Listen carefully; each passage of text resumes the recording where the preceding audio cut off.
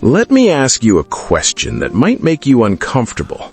When you lock your front door at night, do you do it because you hate the people outside? Or do you do it because you love the people inside? We're obsessed with the word united, the United States, the United Kingdom. We treat unity like it's the holy grail of civilization.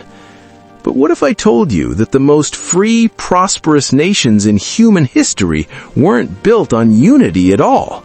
What if I told you they were built on a foundation of absolute, paralyzing paranoia? You've been sold a lie that the West was formed in a giant group hug. It wasn't. It was formed in a cage match. And if we don't understand the cage, the beast is going to get out. Imagine the smell. It's Philadelphia, summer, 1787. It's not just hot, it's that oppressive, swampy heat that sticks your shirt to your back. Inside the State House, 55 men are locked in a room. And I mean locked. They have sentries at the doors. They have nailed the windows shut. Not because it's breezy, there is no breeze, but because they are terrified of spies. They are terrified that the people outside, the very people they are supposed to be representing, will find out what they are doing and burn the building down. This isn't a scene from a patriotic painting where George Washington stands tall with a glow around his head. This is a desperate, sweaty, angry crisis meeting. The country is literally falling apart. The currency is worthless. People are wallpapering their houses with it.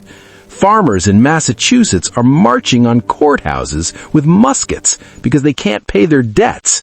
New York is taxing firewood from Connecticut just to be spiteful. The United States are about 5 minutes away from a civil war that would make the Balkans look like a tea party.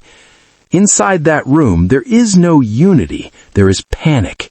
The small states are terrified the big states will eat them alive.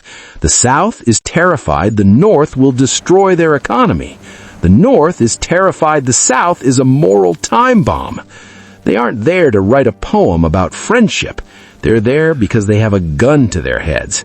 They know that if they don't figure out a way to stop 13 selfish, bickering colonies from killing each other, the British are going to come back and hang every single one of them. So, how did we get here? How did we go from that room of terror to the fluffy history lesson you got in school? You see, we love to tell ourselves that the founding fathers were these enlightened philosophers who believed in the inherent goodness of mankind. We think they sat down and said, "Hey, let's trust the people." That is garbage. It is absolute nonsense. The founders were students of history, and history had taught them one very specific, very bloody lesson. Humans are terrible at handling power. They had just fought a war against a king. They knew what tyranny looked like, but they also looked at the mobs in the street, the factions, and they saw that the people could be just as tyrannical as any monarch. So, when they wrote the Constitution, they didn't write it to empower the government. They wrote it to cripple the government. This is the first principle you need to get into your head. The Constitution is not a permission slip. It is a restraining order. Look at the structure.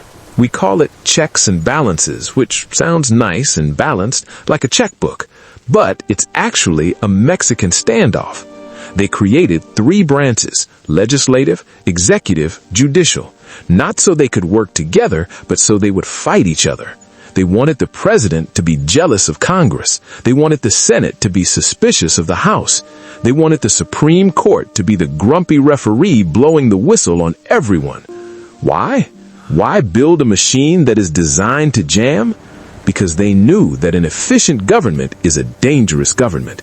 If you can pass a law in 24 hours, you can take away freedom in 24 hours. They wanted the process to be slow. They wanted it to be frustrating. They wanted it to be gridlocked. We complain about gridlock in Washington or Parliament today like it's a bug in the system. My friend, gridlock isn't a bug. It is the main feature. It is the firewall that keeps a temporary majority from ruining your life overnight. Think about the Electoral College. Everyone hates it, right? It's not democratic. Exactly. It wasn't supposed to be. It was a mechanism to stop 3 big cities from telling the rest of the continent how to live. It was distrust of the majority. Think about the veto. It's one man telling 535 people no. That is distrust of the legislature. Think about lifetime appointments for judges. That is distrust of the voters, so judges don't have to campaign for popularity. The entire system is a monument to the idea that nobody, not you, not me, and certainly not the guy with the nice hair on the news, can be trusted with unchecked power. Now, I want you to drop the cynicism for a second.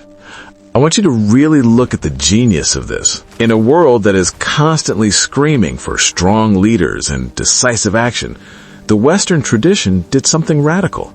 It bowed its knee to the reality of human brokenness. There is a deep, reverent humility in this design. Most revolutions in history end with the new guy cutting off the old guy's head and then becoming a tyrant himself. Look at the French Revolution. They wanted liberty, equality, fraternity. They wanted unity based on human reason. And within a few years, they were chopping off heads in the streets of Paris until the gutters ran red with blood. Why? Because they trusted human nature. They thought they could build a utopia. The American and British traditions took a different path. They looked at the Bible, or at least the history of human sin, and they said, "We are not gods." They understood that there is a line of good and evil that runs down the center of every human heart. They knew that even the best men, given enough power, will eventually become monsters. So they built a system that didn't require angels to run it. They built a system that could function with devils, as long as the devils were fighting each other. This is where you see the mercy of God in history. He gave these men the wisdom to build a cage for the beast of human ambition. The unity we have in the West isn't because we all agree. It's because we have a system that forces us to compromise. It forces us to tolerate the person we can't stand because we know that if we silence them today, they will silence us tomorrow. The grandeur of the Western system is that it creates a space for peace by assuming the inevitability of war. It creates a space for freedom by assuming the inevitability of tyranny. It is a dark, gritty, realistic view of the world, but it is the only one that has ever actually worked. Here's the lesson for today. The moment you hear a politician promising to unify the country by removing the obstacles in their way, run.